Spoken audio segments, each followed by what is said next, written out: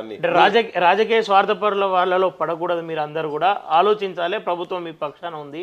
విద్య ఒకటే నేను అందించగలను, మీకు అది అందిస్తా అని చెప్పేసి చెప్పుకుంటూ వచ్చింది. 2 ఏళ్ల నుంచి ముఖ్యమంత్రి ఏం చేస్తున్నావా, ఎవరి సంకనాక తిరుగుతున్నావు ఢిల్లీకి? ఇప్పుడు 1000 వేకెన్సీలు ఉన్నాయి. ఒక 100 మందిని నీ ముఖానికి రిక్రూట్మెంట్ చేసి ఆడికి వస్తే నేను 100 మందిని చేసిన ఈ 2 ఏళ్ళల్లో, ఇంకో 6 నెలల్లో ఇంకో 500 మందిని చేస్తా అని చెప్పాలి. 2 లక్షల ఉద్యోగాలు ఇస్తా అని చెప్పి నువ్వు, నీ రాహుల్ గాంధీ, నీ ప్రియాంక గాంధీ హైదరాబాద్కి వచ్చి ఈడ తిరిగి యాడ మీటింగ్ ఉంటే యాడ యువకుండా ఉంటాడు ఉండి, నేను కూడా యూత్నే నీ లెక్క జీన్స్ వేసుకున్నా, టీ షర్ట్ వేసుకున్నాను ఆయన తిరిగిండు, ఈయన కూడా గట్టినే వచ్చి చెప్పిండు కదా, మొత్తుకున్నాడు కదా. మరి ఇస్తే పంచాయతీ లేదు కదా, ఉద్యోగాలు రాలేదని చెప్పి పంచాయతీ, రిక్రూట్మెంట్ లేవని పంచాయతీ. ఏమి ఇచ్చినావు యూనివర్సిటీలోకి? ఏ ముఖం పెట్టుకొని వచ్చినావు నువ్వు రేవంత్ రెడ్డి?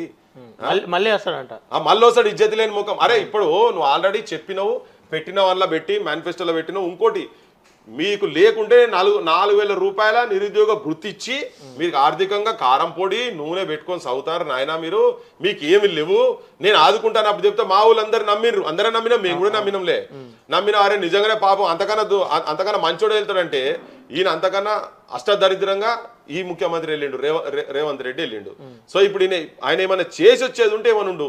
ఇప్పుడు నేను భవిష్యత్తులో చేస్తా అంటే ఇగో ఆయన్నే మస్తు సార్లు చెప్తాను, నేను అబద్ధాలు జనం వినదలుచుకున్నారు, నేను అబద్ధాలు రాజకీయ నాయకులు ఎంత అబద్ధాలు చెప్తే జనం అంత వింటారని ఆయన అబద్ధాలు చెప్తా అని చెప్పి ఆయనే చెప్పుకుంటున్నాడు.